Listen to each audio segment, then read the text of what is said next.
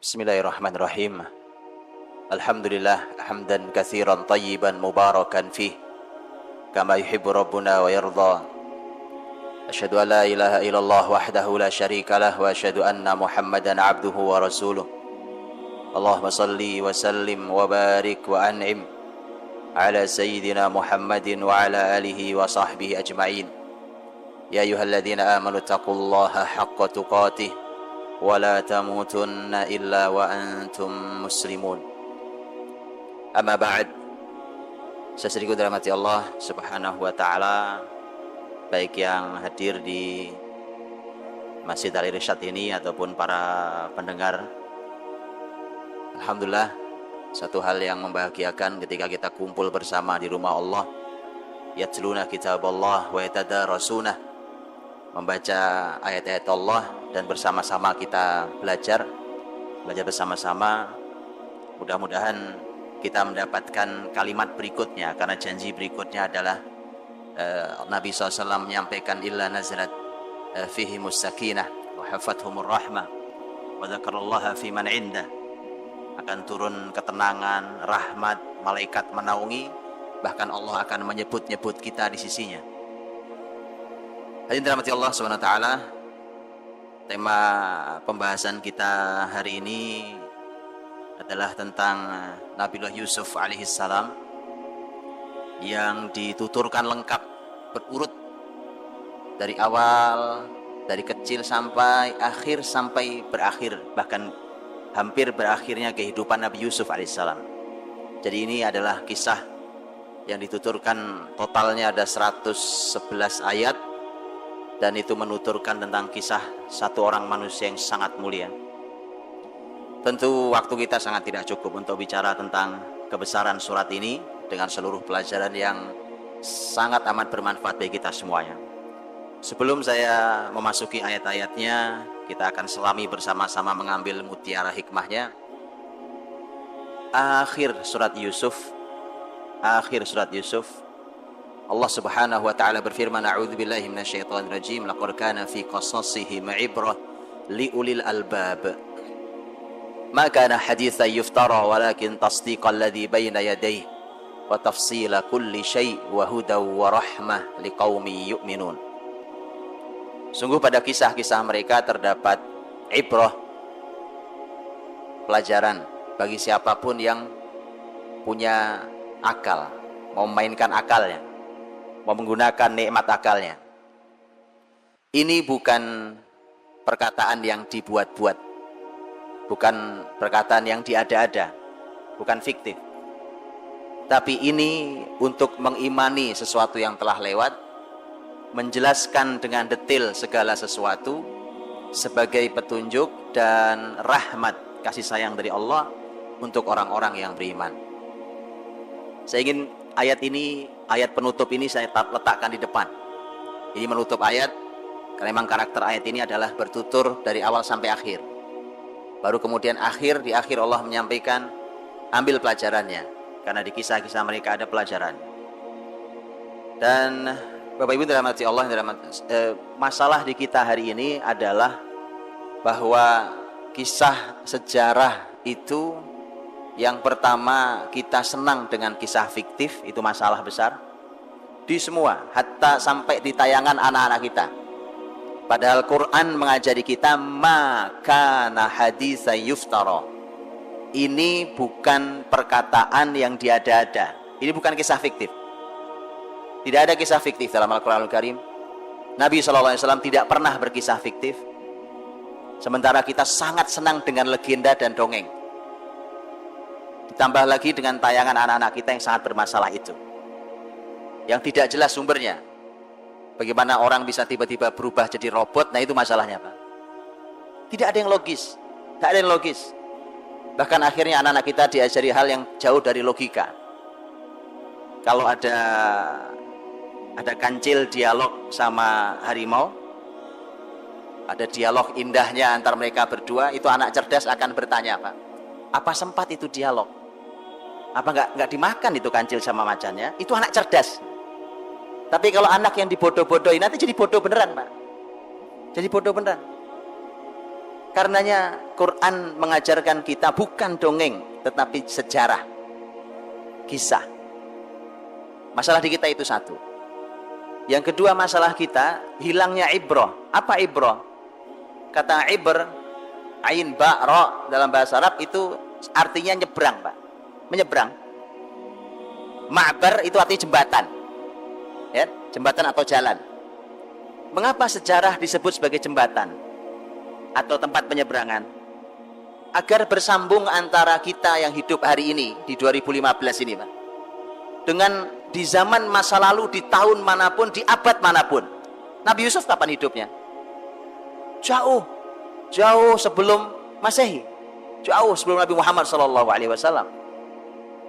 Jadi kita diminta itu. Nah, masalah di kita putus jembatannya, Pak. Putus jembatan kita hari ini. Kita tidak kenal Rasul kita. Kok begitu, Pak? Kita pahlawan kita di sini, tidak tahu kita. Sejarah Surabaya ini yang benar bagaimana, kita tidak tahu sejarah sebenarnya.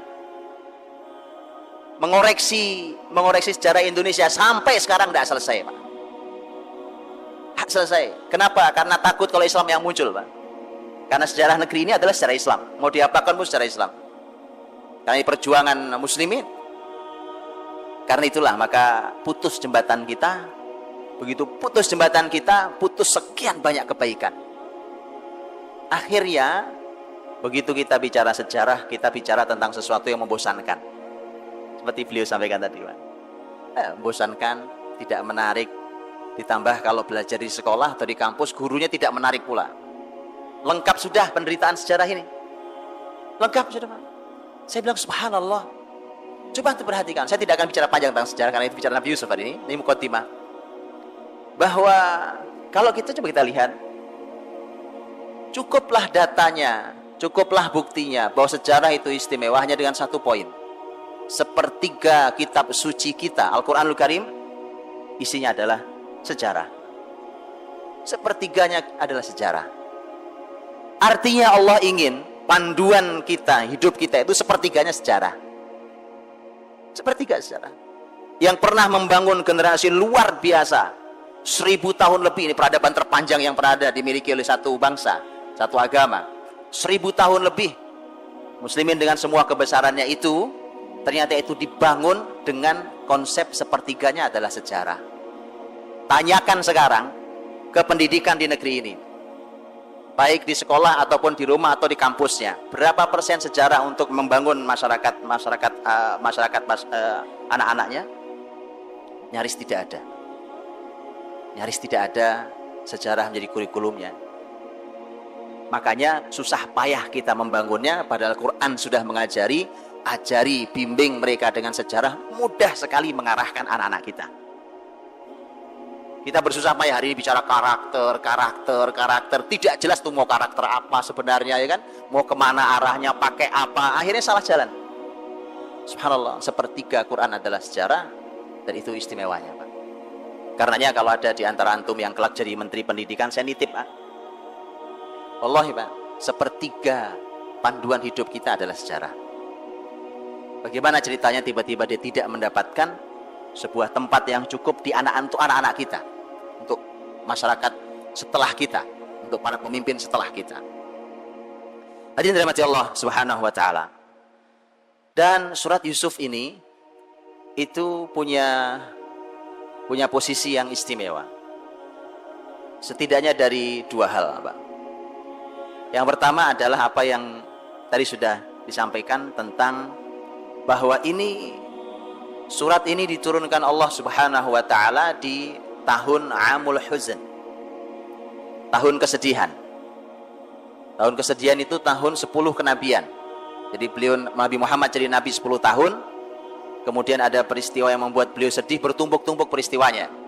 Wafatnya paman beliau, 3 bulan berikutnya wafat istrinya. Kemudian nanti itu bulan Ramadan, di bulan Syawal Nabi SAW nanti berupaya untuk mendakwahkan Islam, mencari lokasi karena Mekah tidak lagi kondusif, tidak bisa menerima Islam, akan naik ke Taif, jalan kaki, Pak. Jalan kaki dari lebih dari 70 km, jalan kaki naik gunung bersama dengan putra angkatnya Zaid bin Harithah, hanya berjalan kaki.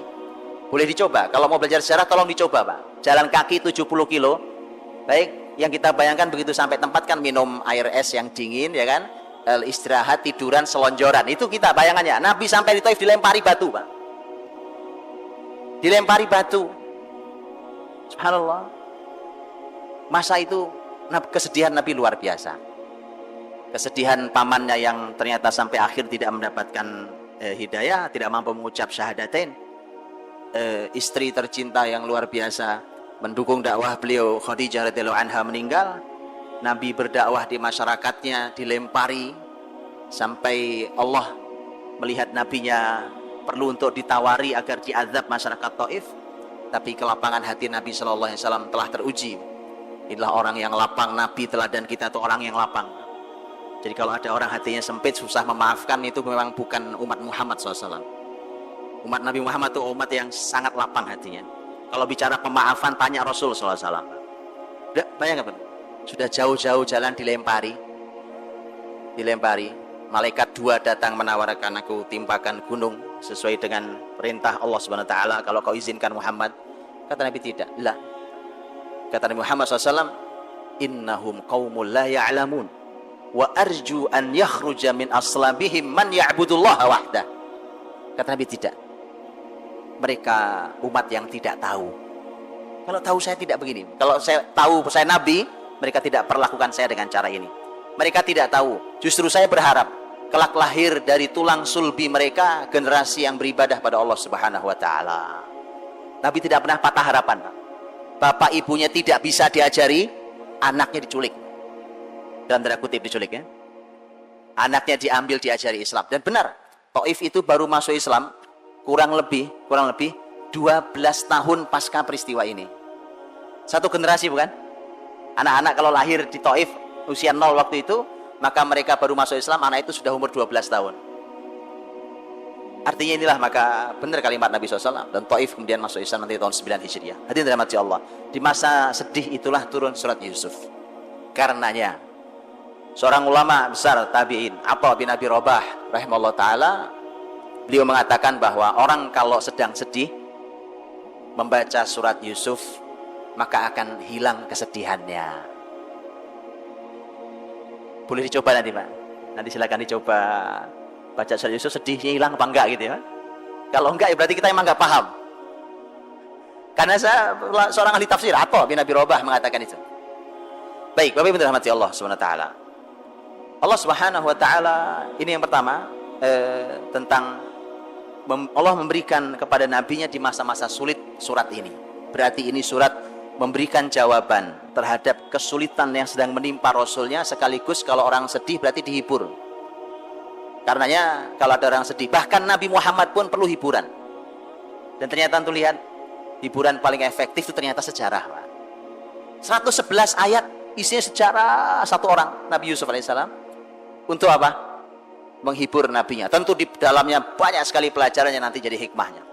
Yang kedua, mengapa surat ini menjadi istimewa adalah bahwa Nabi Muhammad SAW di sepanjang hidup beliau, dalam sejarah beliau itu, beliau sangat banyak mengambil, karena kesan yang luar biasa terhadap kisah ini, mengambil pelajaran dari surat Yusuf, bahkan menjadikannya sebagai kebijakan. Itu otomatis karena ini ayat, untuk kebijakan-kebijakan penting.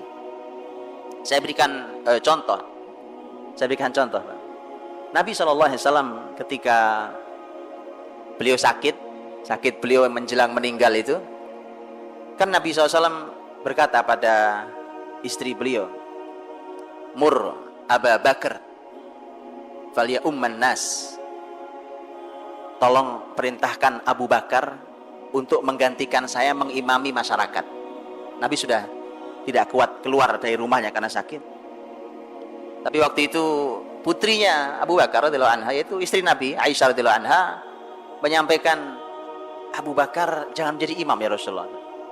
Karena ayah saya itu kalau jadi imam tuh, Pak, itu Al-Fatihah susah selesainya, karena beliau itu orang yang mudah sekali menangisnya. Kemudian Nabi SAW mengatakan, Inna kunna sawahibu Yusuf. Kata Nabi, kalian ini kayak saudara-saudaranya Yusuf aja kerjaannya. Udah, segera perintah saja.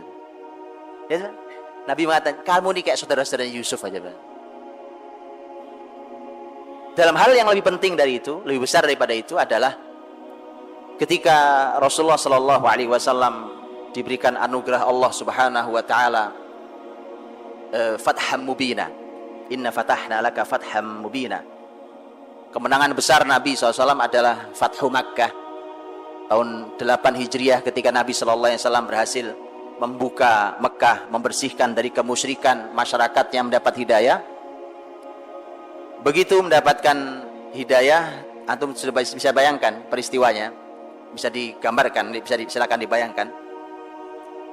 Beberapa pembesar yang masih hidup, orang-orang Quraisy yang dulu menyakiti Nabi SAW, yang dulu menghina Nabi SAW, bahkan ada yang hampir berniat membunuh Nabi SAW, itu ternyata ketika Nabi sudah menguasai Mekah, terbayang oleh antum betapa gemetarannya mereka. Apalagi Nabi masuk Mekah itu, Nabi sempat mengumumkan orang-orang yang halal darahnya walaupun sedang bersembunyi di balik kiswah Ka'bah. Disebutkan nama-namanya, termasuk yang dihalalkan darahnya adalah Ikrimah, putranya Abu Jahal. Itu anak sama bapak sama, satu setel itu, Pak. Tapi subhanallah, Ikrimah nanti menjadi muslim yang mukmin yang sejati. Ikrimah lari, Pak, lari dari Mekah karena dia takut. Yang jelas, bayangkan betapa ketakutannya para pembesar Quraisy saat itu. Orang-orang yang dulu jahatnya luar biasa. Sudah ketakutan seperti itu, mereka sudah tidak punya kekuatan melawan. Dikumpulkan di samping Ka'bah. Nabi naik ke pintu Ka'bah. Bisa dibayangkan naik pintu Ka'bah. Pintu Ka'bah, Nabi naik ke atasnya, di depannya pembesar-pembesar yang kumpul sedang gemetaran. Nabi SAW lihat cara bertanyanya, tambah membuat gemetaran. Mata dhunnun an yuf'ala bikum. Menurut kalian mau saya apakan kalian? Orang sudah gemeteran digitukan, atau bayangkan itu. Itu bagus tidak buang air kecil di tempat itu, Pak. Mata dhunnun an yuf'ala bikum. Akhirnya mereka ya tidak punya kalimat kecuali akhun karim, ibnu akhin karim. Engkau kan saudara kami yang baik. Kamu juga anaknya saudara kami yang baik. Orang kalah itu, Pak. Itu bahasa orang kalah ya. Dulu sombongnya luar biasa. Lihat kalimat Rasul SAW. Al-yaum aqul kama qala Yusuf li akhwati. Hari ini aku mau berkata seperti Yusuf berkata pada saudara-saudaranya. Ya, Pak, betapa surat Yusuf menjadi kesan yang luar biasa dalam kehidupan Nabi SAW. Ketika Nabi kan pertanyaannya, mau saya apakan kalian? Apa yang dikatakan Yusuf pada saudara-saudaranya di akhir kisah yang tadi dibacakan dengan menyentuh hati oleh ananda kita, oleh Muhammad, betapa luar biasa. Yusuf berkata, la tathriba alaikumul yaum yaghfirullahu lakum wa huwa arhamur rahimin. Hari ini kalian sudah tidak punya salah pada saya. Subhanallah. Allah ampuni kalian mudah-mudahan. Dialah Allah yang paling rahmat kasih sayangnya. Maka Nabi mengatakan idhabu fa antumut tulaqa. Kata Nabi, pergilah kalian semua saya bebaskan, saya maafkan. Para ulama mengatakan inilah pemaafan yang paling besar. Karena Nabi SAW mampu memaafkan saat Nabi mampu membalas. Itu pemaafan yang paling besar. Baik, nanti kita akan lanjut. Baik, bismillah, alhamdulillah, wassalatu wassalamu ala rasulillah wa ba'd. Saudaraku dirahmati Allah Subhanahu wa taala, mitra muslim hafizakumullah. Kita lanjutkan tentang kisah surat Yusuf yang kita belum masuk materinya dari tadi. Kita akan bacakan ayatnya dan kita akan ambil beberapa poinnya yang mudah-mudahan manfaat untuk kita semuanya. Allah Subhanahu wa taala membuka surat Yusuf dengan firman-Nya, a'udzubillahi minasyaitonirrajim. Bismillahirrahmanirrahim. Alif lam ra. Tilka ayatul kitabil mubin. Dan setelah pembukaan ini, maka Allah Subhanahu wa taala menyampaikan kepada kita tentang inna anzalnahu qur'anan arabiyyan la'allakum ta'qilun. Imam Ibnu Katsir punya perkataan penjelasan yang baik tentang ayat ini, luar biasa, ketika beliau menyampaikan mengapa Quran harus berbahasa Arab. Kenapa Quran harus berbahasa Arab? Dan itulah mengapa pasti kita akan ada habisnya. Bahasa kita gampangnya kita akan mentok habis kalau tidak bisa berbahasa Arab, Pak. Itu sudah pasti. Karenanya Allah menyampaikan inna anzalnahu Qur'anan Arabiyya la'allakum ta'qilun, mudah-mudahan kalian berakal. Makanya jadi pertanyaan, memangnya kalau tidak berbahasa Arab terus akal kita tidak ada begitu? Dijawab dengan sangat baik oleh Imam Ibnu Katsir dalam tafsir, silahkan dibuka nanti. Bukan itu bahasan kita, tapi artinya bahwa Allah menyampaikan tentang Quran yang berbahasa Arab ini. Nahnu naqussu 'alaika ahsanal qasasi bima auhayna ilaika hadzal Qur'an. Tadi saya sudah katakan bahwa Allah menyebut Al-Quran ini adalah kisah-kisah pilihan ahsanal qasas, kisah-kisah terbaik. Karena ayat ini ada dalam surat Yusuf, maka kemudian dia memberikan sebuah sentuhan yang secara sangat khusus untuk kisah dalam surat Yusuf. Ini juga saya tidak berpanjang kalam di bab ini, tetapi saya cuma ingin memberikan satu inspirasi bahwa Bapak Ibu, teman-teman yang punya kemampuan meneliti, menggali, silahkan Pak, gali kisah-kisah dalam Quran dan buktikan dengan kata ahsanal qasas, bahwa dia kisah terbaik. Saya kasih contoh, saya berikan contoh. Saya dulu pernah berbincang dengan teman saya yang kuliahnya jurusan penyutradaraan film. Kalau orang film itu kan dia pasti akan bertutur, namanya orang film, apalagi dia sutradara, pasti dia akan mengawal penuturan yang sangat menarik. Saya katakan ke beliau, antum kan punya ilmu di bab itu, ujilah kisah Quran, terutama kisah surat Yusuf dari sisi ilmu Anda itu, dan Anda akan sampai pada kesimpulan bahwa memang ini adalah ahsanal qasas, kisah terbaik dari semua sudut, bukan cuma isinya, sampai cara penuturannya, pilihannya, kalimatnya, klimaks kisah yang disampaikan dan seterusnya. Dan itu perlu keahlian banyak orang, bukan hanya di dalam penuturan. Ini juga luar biasa, barokah luar biasa kita gali ilmu Al-Quran ini. Barulah kemudian Allah Subhanahu wa taala memulai kisah Yusuf, justru dimulai dengan kisah mimpi. Kita semua tahu itu. Idz qala Yusufu li abi ya abati inni ra'aitu ahada 'asyara kawkaban wasyamsa wal qamara ra'aituhum li sajidin. Ketika Yusuf berkata kepada ayahnya, ayahanda, saya bermimpi melihat ada 11 bintang, matahari dan bulan, semuanya bersujud pada saya. Ini Bapak Ibu dirahmati Allah, kisah Yusuf itu ternyata bermula dari mimpi. Kebesarannya Yusuf berasal juga dari mimpi, berakhir juga dengan memujinya Yusuf bahwa ini adalah hasil dari mimpi saya waktu kecil dulu. Artinya, anda lihat ini Pak, sepanjang hidup orang mulia, orang besar nih, karena Yusuf alaihissalam itu punya nasab luar biasa, sampai Nabi menyebutnya, Nabi Muhammad SAW menyebut Yusuf alaihissalam dengan sebutan Karim, Ibn Karim, Ibn Karim, Ibn Karim. Ini orang mulia, Karim, orang mulia. Bapaknya orang mulia, siapa? Nabi Yakub. Bapaknya orang mulia, siapa? Nabi Ishak. Bapaknya orang mulia, Nabi Ibrahim alaihissalam.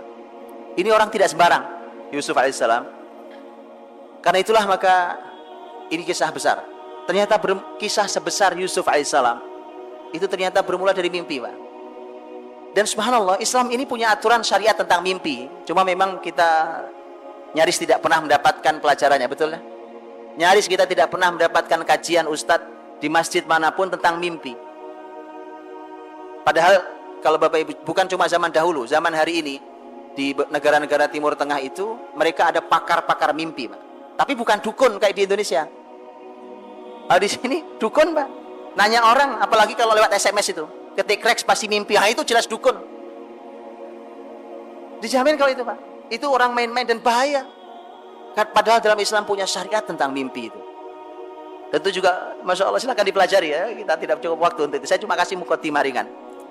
Mimpi itu saya cuma kasih 2 hadis Nabi SAW, Pak. Nabi SAW mengatakan, mimpi itu ada 3 jenis. Ini yang pertama, Pak. 3 jenis. Mimpi itu 3 jenis, Pak.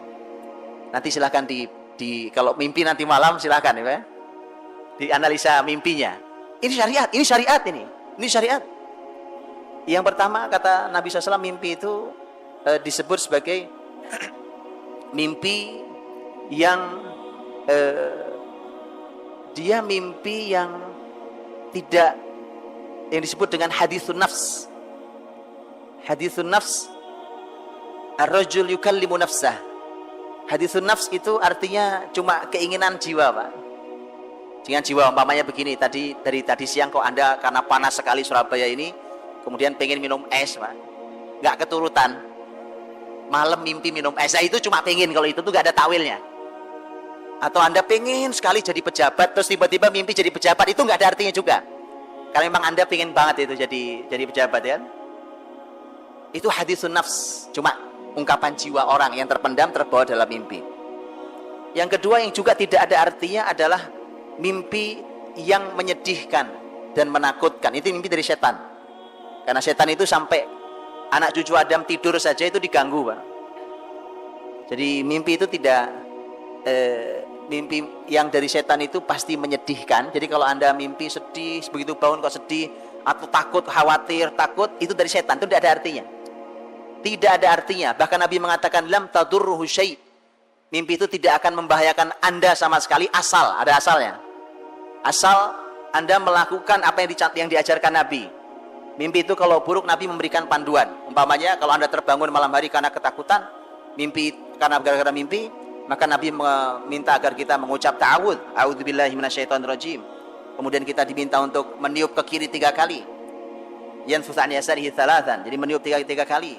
Kalau tidak cukup itu juga Nabi minta agar ganti posisi tidurnya. Tidak cukup juga kata Nabi bangun sholat 2 rakaat. Ini semua petunjuk Nabi SAW. Dan satu lagi, jangan ceritakan mimpi itu pada siapapun. Ini salahnya kita, Pak. Kalau mimpi dinaikkan statusnya. Ini fatal nih gara-gara kita tidak paham mimpi. Bahaya. Nabi sudah bilang jangan ceritakan pada siapapun mimpi buruk. Itu tidak ada artinya. Yang ketiga, nah ini Pak, yang ketiga nih. Yang ketiga ini mimpi yang baik.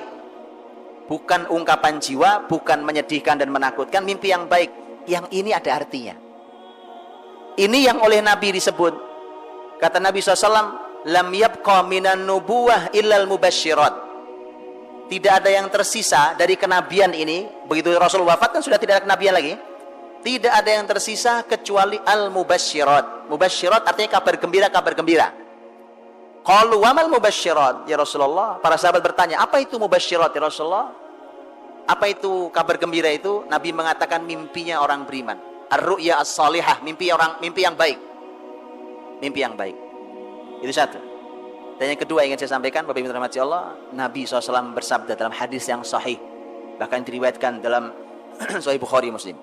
Nabi mengatakan bahwa idza iqtarabaz zaman fala yakadu ru'yal mu'min yakdzib.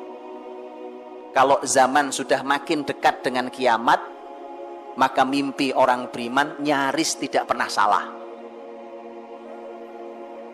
Lihat, ini kalau ada orang, Masya Allah, orang beriman Bapak Ibu nih bermimpi, mimpi Anda tidak salah, Pak. Ini kalau mimpi yang baik tadi. Sayangnya di kita tidak ada yang ahli dalam bab ini.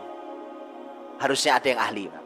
Harusnya ada itu. Maka Bapak Ibu yang ahli Quran, ahli hadis, karena syarat untuk menjadi penakwil mimpi harus ahli Quran, ahli hadis, Pak. Kalau tidak pasti dukun. Ya, itu syaratnya memang gitu. Syaratnya harus ahli Quran. Ternyata kisah Yusuf alaihissalam juga bermula dari mimpi tidur. Mimpi tidur. Ini mimpi tidur. Inni ra'aitu ahada asyara kaukaba. Aku lihat 11 bintang, wahai ayah. Wasyams, 1 matahari, wal qamar, 1 bulan. Semua ra'aituhum li sajidin. Semua sujud di hadapan saya. Nabi Yakub alaihissalam nabi, Pak. Punya ilmu dari Allah. Dan Nabi Yakub ahli dalam ta'wil mimpi. Seperti Nabi Muhammad SAW juga beliau menawil mimpi, Pak. Maka Nabi Yakub hanya mengatakan, karena saat bermimpi ini Yusuf masih kecil. Maka ayahnya cuma mengatakan, qala ya bunayya la taqsus ru'yaka ala ikhwatika fayakidu laka kaida. Nak, jangan kau ceritakan mimpimu pada saudara-saudaramu ya. Ini pakai juga pelajaran, Pak. Mimpi yang baik itu juga tidak boleh diumbar. Mimpi yang baik boleh diceritakan, tetapi hanya kepada orang yang ahli ilmu, orang yang amanah, orang yang baik. Contohnya Yusuf berkisah kepada sang ayah, ayahnya Nabi. Tapi ayahnya langsung membatasi, kata ayah, jangan kau ceritakan pada saudara-saudaramu ya nak. Ini menarik, loh kenapa tidak boleh diceritakan kalau kisahnya baik? Betul Pak? Karena ternyata kisah itu berhubungan dengan saudara-saudaranya. Karena 11 bintang itu para ulama mengatakan adalah saudara-saudara Yusuf yang jumlahnya 11. Kemudian matahari itu adalah ayahnya dan bulan itu adalah ibunya. Bapak Ibu pernah? Ini inspirasi menarik bahwa laki-laki adalah matahari dan perempuan adalah rembulan. Pernah tahu? Ini ayatnya Pak. Tahu bedanya matahari dengan rembulan Pak? Quran bicara. Saya tidak bicara tentang itu yang suka buat syair, silahkan buat syair ya kan itu. Saya bicara tentang Quran Pak. Quran menyampaikan salah satu bedanya dengan antara rembulan dan matahari adalah berbicara tentang masalah kalau cahaya rembulan Allah menyebutnya dengan nur. Kalau cahaya matahari disebutnya dhiya. Dan ini sama-sama cahaya atau sinar, tapi saya tidak tahu kalau dalam bahasa Indonesia sinar sama cahaya itu sama apa tidak, artinya saya nggak paham. Tapi yang jelas dalam bahasa Arab berbeda sekali antara dhiya dan nur. Ya, Bapak itu tahu salah satu bedanya? Ada banyak pembahasannya, tapi salah satu bedanya adalah kalau cahaya matahari itu menerangi tapi pakai panas. Kalau cahaya rembulan, Pak, itu menerangi tapi tidak ada panasnya. Bapak Ibu tahu, Nabi menyebut as-sholatu nur. Sholat adalah cahaya, tapi menggunakan kata nur. Karena sholat itu menerangi tapi nggak pakai panas, Pak. Tapi kalau kesabaran, as-sabr, kesabaran itu adalah dhiya. Kesabaran itu cahaya juga, Pak. Tapi pakai panas. Namanya orang sabar itu biasanya kena musibah itu panas, tapi dia tetap bercahaya. Ala kulin, yang jelas. Ini pembahasan itu tentang tema matahari bulan, pembahasan juga pembahasan sendiri. Tapi yang jelas bahwa kisah tentang Yusuf dimulai dengan mimpi. Dan Bapak Ibu dirahmati Allah Subhanahu wa taala, Al-Hasan Al-Basri rahimahullah taala, ini sebagaimana disampaikan oleh Ibnu Jarir At-Tabari dalam tafsirnya. Al-Hasan mengatakan bahwa jarak antara Yusuf hilang sampai bertemu lagi dengan ayahnya itu, Bapak Ibu kebayang berapa tahun? 80 tahun menurut Al-Hasan Al-Basri rahimahullah taala. 80 tahun 80 tahun tidak berjumpa, Pak. Tapi Nabi Yakub alaihissalam tetap yakin Yusuf masih hidup. Ini bukan sekedar emosi rasa orang tua yang kehilangan anaknya, bukan, Pak. Yusuf yang hilang itu, Yakub punya ilmunya. Bapak Ibu tahu sebabnya apa? Kenapa Nabi Yakub masih tetap yakin Yusuf masih ada? Saya tidak tahu di mana, tapi Yusuf ada. Yusuf masih hidup. Walaupun saudaranya kan sudah nangis-nangis kan? Waja'u abahum isya ayyabkun. Datang mereka ke bapaknya Isya begini, datang ke bapaknya nangis-nangis, mereka nangis beneran. Ini yang orang bilang air mata. Saya tidak tahu Pak, buaya itu tertuduh gimana ceritanya, saya nggak paham.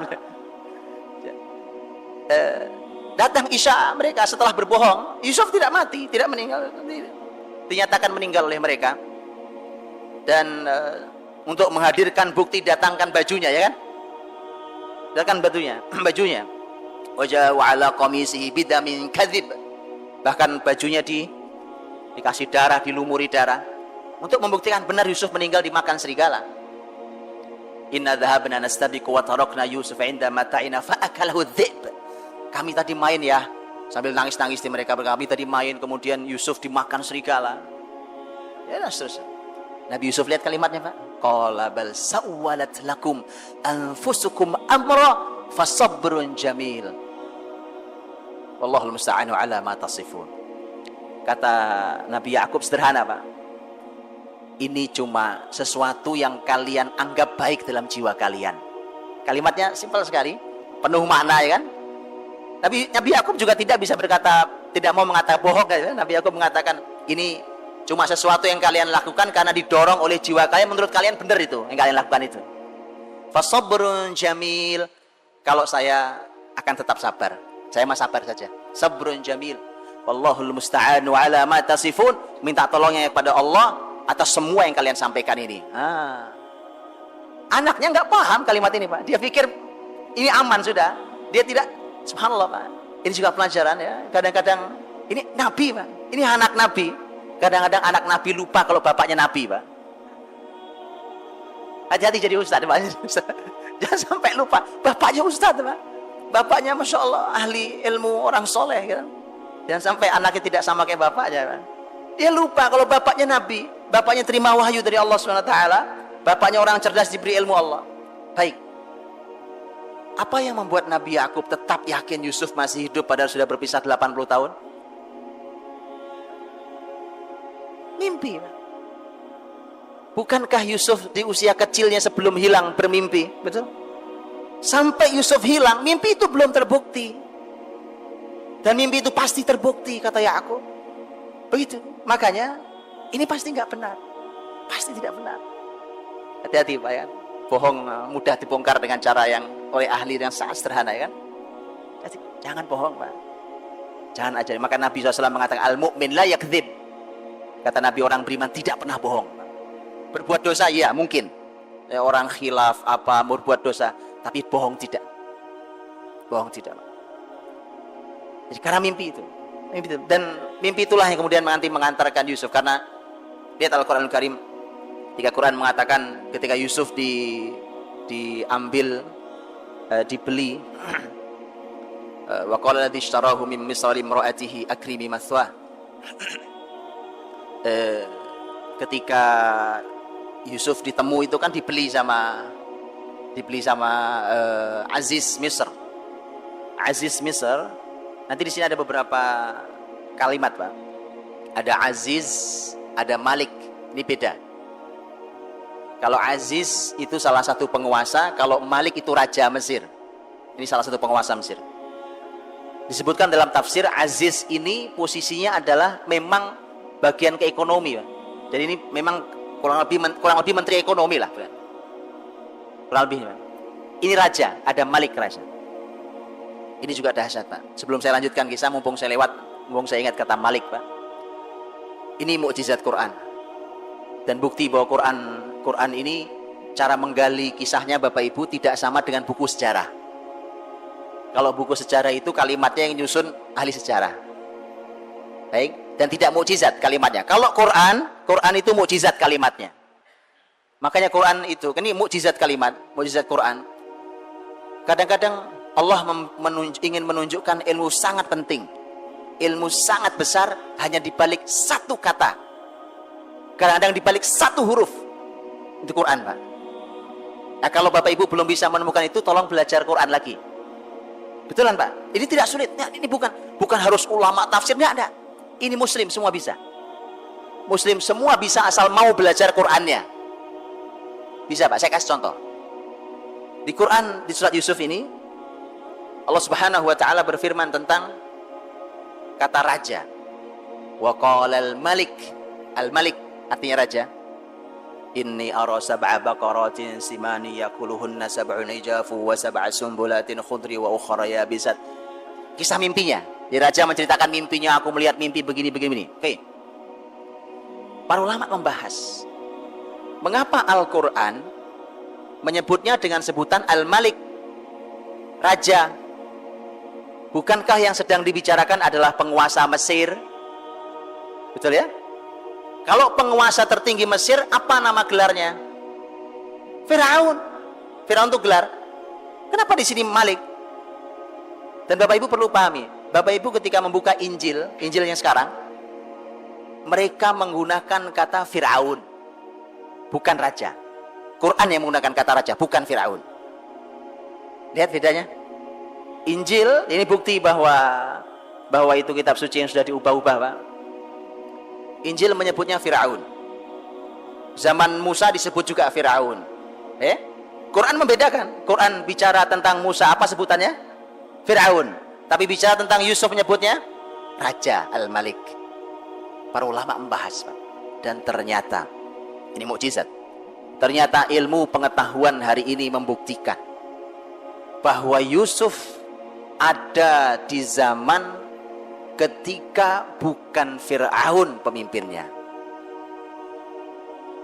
Fir'aun itu, Bapak Ibu rahmati Allah, itu agak belakangan mimpin Mesir dibandingkan raja. Jadi Mesir itu sempat mengalami masa yang mimpin bukan orang asli Mesir. Orang asli Mesir itu yang memimpin nanti baru dapat gelar Fir'aun. Tapi itu munculnya belakangan. Sebelum itu pemimpin-pemimpin Mesir itu nama disebut diungkap dalam sejarah namanya Hyksos. Hyksos itu arti sebenarnya itu adalah para penggembala yang jadi raja. Dan itu dari masyarakat Amalikoh atau masyarakat Arab yang memimpin Mesir itu. Jadi bukan orang asli Kipti, bukan orang Egypt asli. Dan karena itulah maka Allah ingin menyampaikan kepada kita semuanya dengan satu kata, Al-Malik. Dengan satu kata, Al-Malik. Jadi kalau saya uraikan jadi begini, ini kalau bahasa saya. Lihat, dengan satu kata mukjizat Quran Al-Malik kalau diuraikan jadi begini. Menunjukkan bahwa di zaman Yusuf berada di Mesir, penguasanya bukan asli orang Mesir, bahkan sebelum masa Fir'aun hadir, penguasanya disebut namanya Hyksos.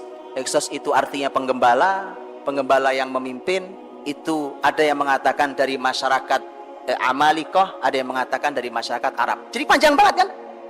Hanya dengan sebutan satu kata, Al-Malik. Ini Quran, Pak. Ini Quran. Dan beginilah khas Quran dalam menuturkan apa saja. Baik, itu Al-Malik ya. Kembali bahwa ketika dibeli oleh Aziz, yang beli itu bukan raja, yang membeli adalah Aziz Misr. Aziz Misr yang disebutkan bahwa dia adalah memang bagiannya adalah bagian ekonomi di Mesir saat itu, diamanahinya sebagai bagian ekonomi.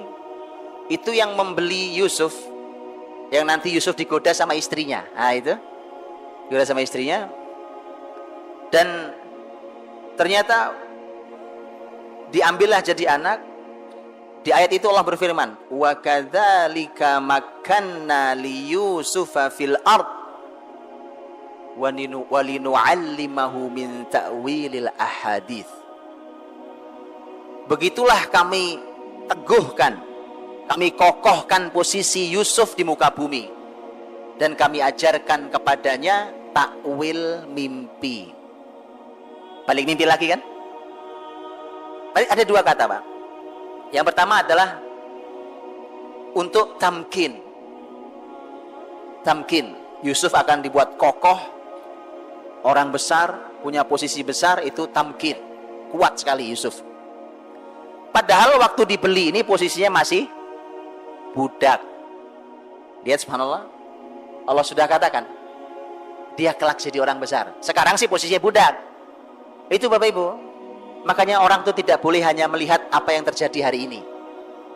Ada orang susah, ada orang sengsara, ada orang anak nggak pinter, ada apa segala macam. Subhanallah, kita tidak hidup hari ini. Anak-anak yang biasa, yang tidak mampu, yang apa segala macam, Anda tidak pernah tahu apa takdir dia di kemudian hari. Dan kata tamkin itu Bapak Ibu rahmati Allah, nanti kalimat kata yang sama Allah berikan kalau Bapak Ibu membuka kisah Dzulqarnain dalam surat Al-Kahfi. Ya? Dzulqarnain surat Al-Kahfi, di mana Allah Subhanahu wa taala menyampaikan tentang Dzulqarnain, inna makanna lahu fil ard wa ja'alna lahu min kulli syai'in sababa. Kami berikan kepada Dzulqarnain tamkin. Jadi sama persis dengan kalimat Yusuf. Dan kami ajarkan kepada Dzulqarnain, kami berikan semua sebab.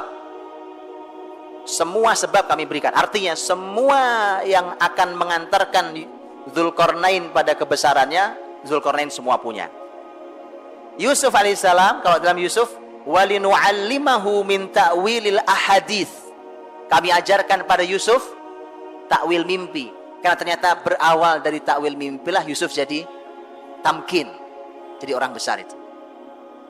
Itu skill, Pak. Ya, itu keahlian. Kalian. Dan kita semua tahu bagaimana mimpi, ya, mimpi Yusuf alaihissalam nanti bertemu dia di penjara. Faktornya kan di penjara itu, Pak. Di penjara itu dan seterusnya sampai nanti sang raja bermimpi pas lihat takdir Allah Subhanahu wa taala. Karenanya peganglah hadis ini hadis Nabi SAW, Pak. Ini pegang kuat hadis ini. I'malu fakullun muyassarun lima khuliqalah. Beramallah kalian. Yang penting orang itu beramal. Beramal itu kan berkarya, Pak. Melakukan kebaikan-kebaikan. Beramallah kalian. Semua akan dimudahkan menuju takdirnya. Tugas manusia adalah beramal, Pak. Masalah bahwa amal kebaikan. Ada orang bilang, itu mustahil lah, kamu tidak usah berhayal setinggi itu. Tidak ada itu, tidak ada. Anda tidak tahu takdir saya. Betul? Kata Nabi, beramal. Nanti Allah mudahkan menuju takdirnya. Dan lihat, subhanallah, kisah Yusuf adalah kisah ketika Allah ingin menunjukkan. Dan Quran mengatakan jelas-jelas dalam surah Yusuf, wallahu ghalibun ala amri. Allah pasti akan melaksanakan urusannya. Karena ternyata Bapak Ibu, jadi pelajaran mahal adalah,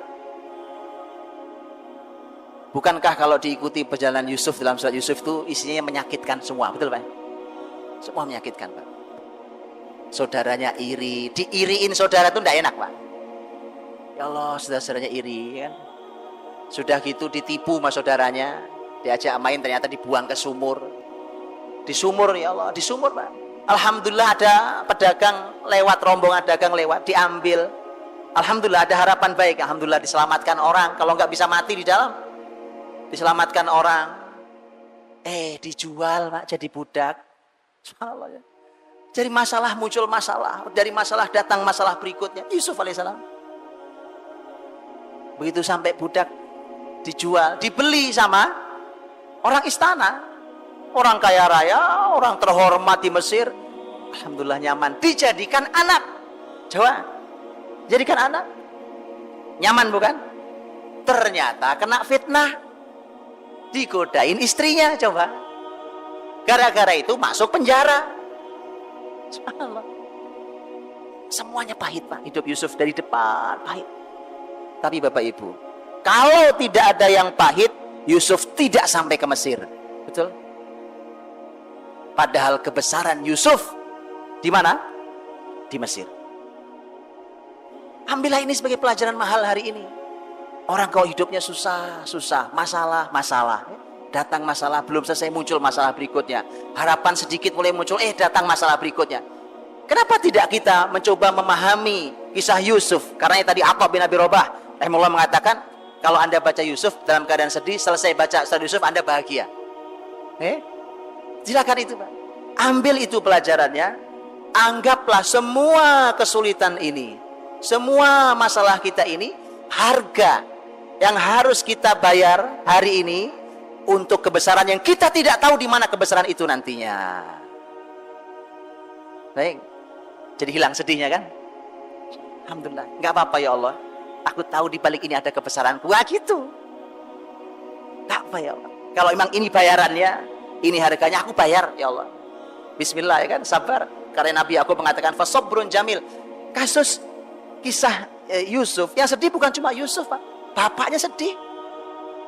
Kita semua tahu sedihnya sampai buta. Wa biyaddat aina. Sampai matanya buta. Dan ini menarik, Pak. Di kata wa biyaddat aina, kata ibyad itu artinya sebenarnya putih, Pak. Bukan buta. Matanya bukan buta, matanya itu, tapi terjemahannya buta, memang buta. Ibyaddat itu mata jadi memutih.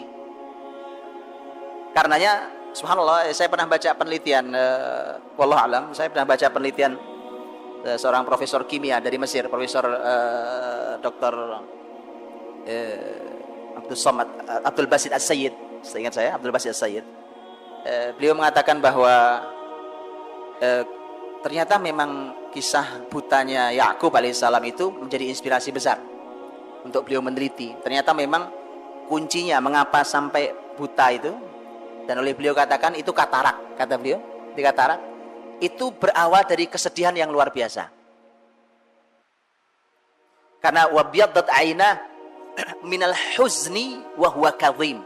Huzn itu sedih, kadhim itu kesedihan campur marah itu Pak, yang dia tahan dalam dirinya. Jadi kesedihan itu kalau ditahan bertahun-tahun Pak, itu bisa buta matanya. Bisa menimbulkan efek pada matanya. Kapan kembali melihatnya? Dikasih baju Yusuf ya. Oh ya, karena begitu Yusuf tercium aroma Yusuf, tuh kan bener Yusuf ada ya. Yusuf ada.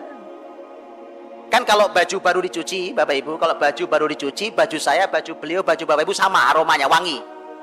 Bayang? Kalau itu sih tidak bisa dicirikan. Tapi Yusuf memberikan bajunya yang tentu ada aroma Yusuf. Nah, kalau bukan baju yang baru cuci, Pak. Nah, aroma itulah kemudian subhanallah, ini juga pelajaran parenting buat kita, Pak. Bapak Ibu silahkan dicoba nanti, terutama para ayah nih, Pak, supaya tahu dekat enggak sama anaknya. Bapak-bapak, umpamanya anaknya 3 atau 7 gitu ya anaknya. Bajunya digantung, Pak. Suruh nyiumin satu-satu, ini aroma siapa? Yakub itu, Pak, berhasil mendidik Yusuf karena kedekatannya pada Yusuf luar biasa. Hari ini kita berharap sukses mendidik anak, para ayah alasannya selalu sibuk sendiri. Kerjaan lah, nyari uang lah, apalah yang lainnya. Dengan alasan itu dia tidak pernah akrab dengan anak-anaknya. Ya, makanya gitu Pak. Mudah-mudahan Allah berikan kita kesempatan waktu yang cukup untuk kita ini mendekat anak-anak kita, karena itu modal untuk menjadi mereka orang-orang besar. Ini takwil mimpi Yusuf. Ketika akhir kisahnya Yusuf, wa rafa'a abawaihi 'alal 'arsy wa kharru lahu sujada. Ketika ayah ibunya sudah datang, tentu ada khilaf tafsir, apakah ibunya betul ataukah bukan ibu, tapi dalam tafsir ada khilaf, ada perbedaan pendapat. Yang jelas kedua orang tua Yusuf didudukkan di singgasana Yusuf. Yusuf sudah jadi pembesar Mesir. Kemudian semua anak yang 12 semua sujud.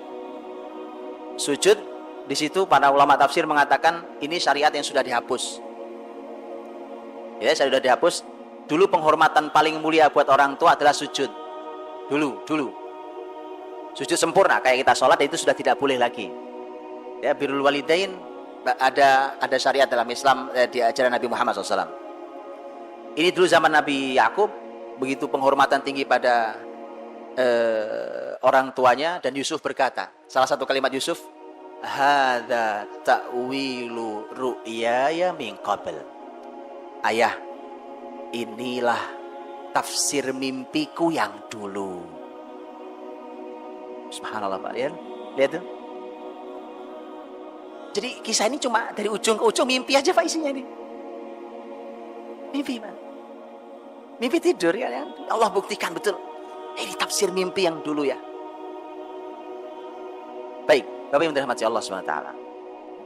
Di dalam kisah Yusuf juga ada banyak pelajaran lain. Saya berikan contoh pelajaran yang lain Bapak.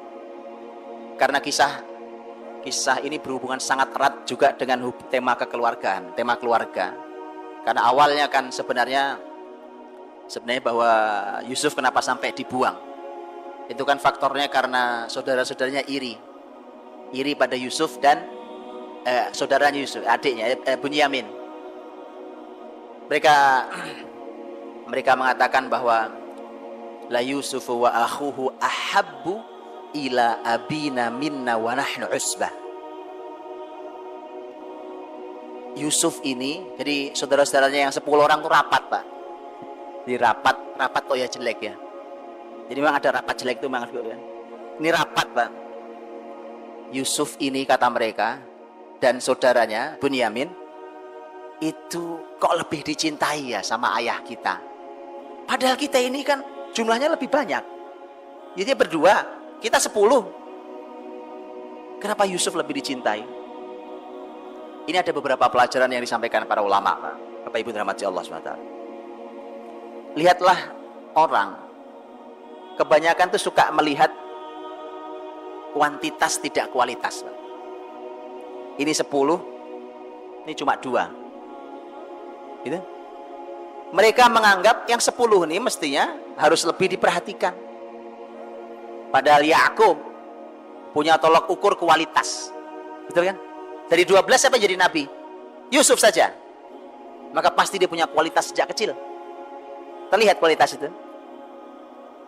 Makanya seringkali orang hanya suka memandang masalah jumlah kita kan banyak. Kenapa? Ya, ini bukan masalah jumlah. Bahkan Nabi Muhammad sudah mengatakan, bal antum kuthur. Di hari akhir ketika muslimin kayak makanan di meja hidangan disantap musuh dari kanan kiri seperti hari ini, sahabat sampai heran, apakah kita sedikit ya Rasulullah? Kata Nabi, tidak. Justru jumlah kalian banyak sekali saat itu.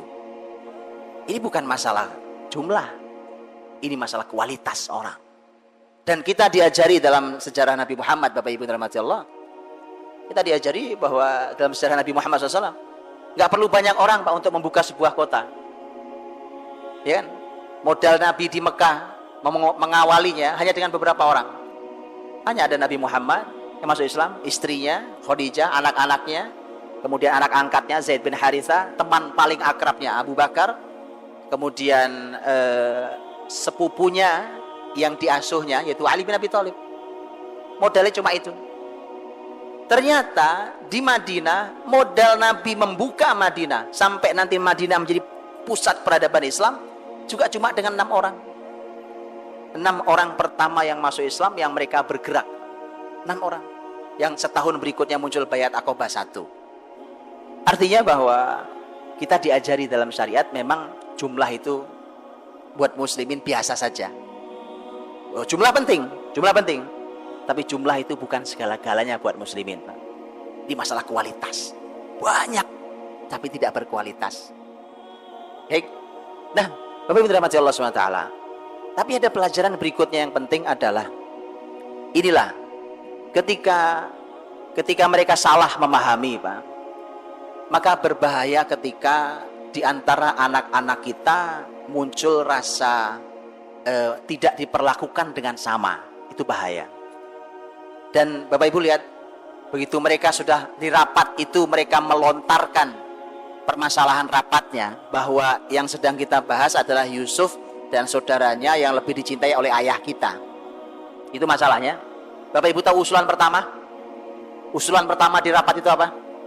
Uqtulu Yusuf. Yaudah, bunuh aja Yusuf. Persis, ini persis sama dengan ayat di surat Al-A'raf. Persis sama. Berkisah tentang watlu alaihim naba abnai Adam. 2 anak Adam. 2 anak Adam, Pak. Ya, ketika mereka id qarraba qurbanan fatuqabbala min ahadihima wa lam yutaqabbal minal akhar. Itu mereka masing-masing menghadiahkan korbannya. Kemudian yang satu diterima Allah, yang satu ditolak oleh Allah. Ternyata yang ditolak marah kepada yang satu lagi, kan? Kita tahu kisah Qabil dan Habil. Apa kalimat pertamanya? Qala la aqtulannak. Aku bunuh kamu. Coba lihat. Yang muncul pertama bunuh. Bapak Ibu tahu sama apa persamaannya? Pertama sama-sama niat pertamanya membunuh. Tapi ternyata memang ada ikatan yang sama. Sumber sama. Mengapa saudara-saudara Yusuf ide pertamanya membunuh? Mengapa satu anaknya Adam alaihissalam juga idenya membunuh saudaranya? Karena sumber masalahnya sama, yaitu hasad, dengki. Imam Ibnu Qayyim rahimahullah ta'ala sampai beliau mengatakan begini, dengki itu, hasad itu adalah dosa pertama di langit dan dosa pertama di bumi. Apa di langit, Pak? Oh, di langit ada dosa? Hah? Iblis.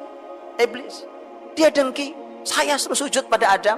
Ana khairum min, khalaqtani min nar wa khalaqtahu min tin. Kata iblis, aku lebih mulia daripada Adam. Adam ya Allah kau ciptakan dari aku kau ciptakan dari api, Adam kau ciptakan dari tanah. Enggak tahu logika iblis dari mana. Kalau api lebih baik daripada tanah itu saya juga enggak tahu. Tapi yang jelas logika dipakai aja logikanya, kan? Hasad, dengki. Dan di bumi adalah kisah anak Adam alaihissalam. Bapak Ibu terima. Jadi itu Makanya menjadi pembahasan yang juga harus diperhatikan, karenanya Nabi Muhammad SAW ketika beliau diminta untuk bersaksi, ada orang tua yang memberi hibah kepada salah satu anaknya, Nabi diminta jadi saksi. Nabi nanya, apa semua anakmu kau beri hibah yang sama? Dia bilang tidak ya Rasulullah. Maka Rasul menjawab, apakah kamu mau aku bersaksi pada kemaksiatan? Ini nggak benar. Perlakukan anak yang sama. Walau hati kita ini bukan punya kita, Pak. Kadang-kadang kita lebih cinta pada yang salah satunya. Tapi perlakuan fisik harus sama. Harus sama. Dan karena Nabi mengatakan itu. Dan ujungnya Nabi mengatakan, bukankah kamu ingin kelak mereka sama dalam bakti mereka padamu? Betul kan, Pak? Kalau kita punya anak 5 kan kita pengen semuanya bakti sama baktinya, betul? Makanya perlakukan mereka yang sama. Ini pelajaran mahal tentang parenting, Pak. Nah, Bapak Ibu terima kasih Allah.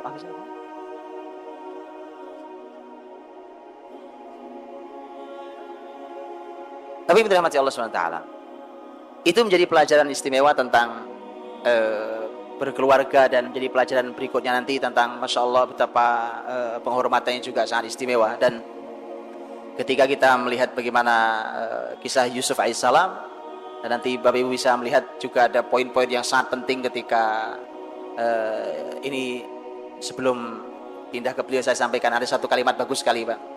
Bagus sekali kalimat ini. Yusuf alaihissalam itu masuk penjara gara-gara ketampanan wajahnya. Dan Yusuf keluar dari penjara karena ketampanan hatinya. Ya. Saya jelaskan sedikit, Pak. Apa yang buat Yusuf masuk penjara? Iya, Pak, karena terlalu ganteng. Ada antum jumpai gara-gara ganteng di penjara. Ini Yusuf ini. Hati-hati yang ganteng-ganteng ini, Pak. Ada penjara khusus orang-orang ganteng ini, masih repot. Yusuf alaihissalam di penjara karena itu. Karena ternyata semalam. Inilah kisah panjangnya bagaimana Bapak Ibu semua tahu bagaimana wanita-wanita itu kumpul hanya untuk ini kan gara-gara tipu daya istri Aziz Misr itu. Ya, karena dia digunjing, wa qala niswatun fil madinati imra'atul aziz turawidu fataha an nafsiha qad shaghafaha hubba.